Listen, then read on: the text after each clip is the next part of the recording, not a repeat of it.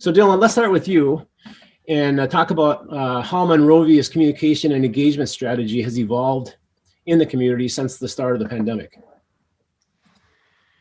In Monrovia, one of the first things we looked at was the real threat of COVID and what that would mean for our community. And so our city issued a local emergency declaration on March 13th, which was about 3 days before the state issued its local emergency. So we were very ambitious and very concerned about the threat it would pose, being a part of a large metro area where we're very dense urban environment, people living together.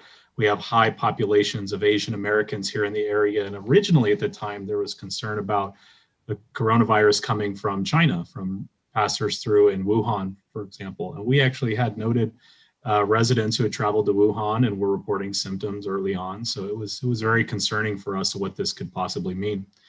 So taking it as seriously as we possibly could from day one, everything shifted. We began viewing the world through a lens of COVID is here and we have to be ready for it. So we shifted 26% of our workforce to remote access. The only employees remaining at the city sites were those in, I'll call them like patrol officers, public works, first responders, and also fire department personnel, which include our paramedics. Everybody else was working remotely from home. So it was a pretty big endeavor to do that.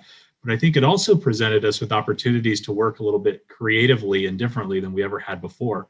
People could work at home and we could provide excellent programs as staff working at homes.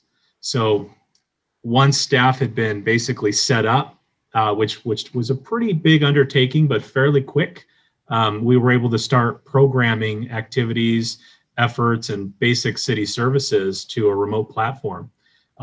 Crime reporting was transitioned online. All of our library programs and services transitioned online. Parks and recreation, even events. A couple months into COVID, we had a massive community celebration, which was our citywide birthday celebration. Well, we did a virtual event. People sent in videos celebrating in their own way.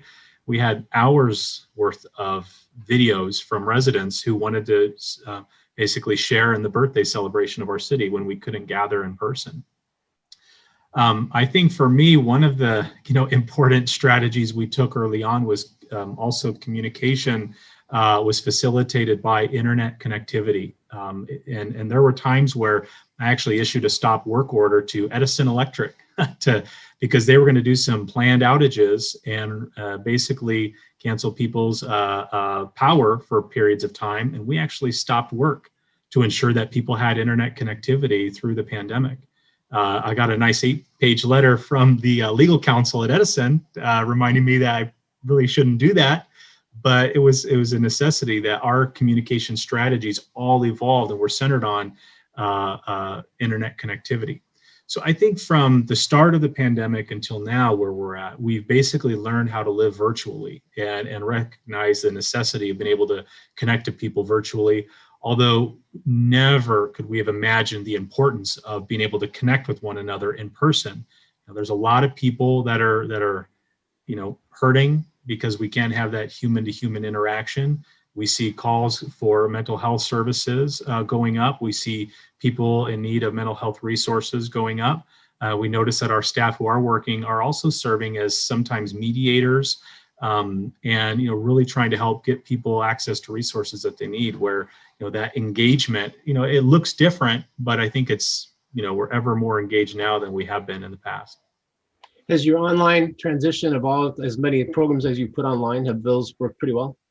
Absolutely. In fact, we've even seen program participation go up. For example, at the library, tutoring, we do reading to youth, we do adult learning, we do resume building, we do all kinds of programs.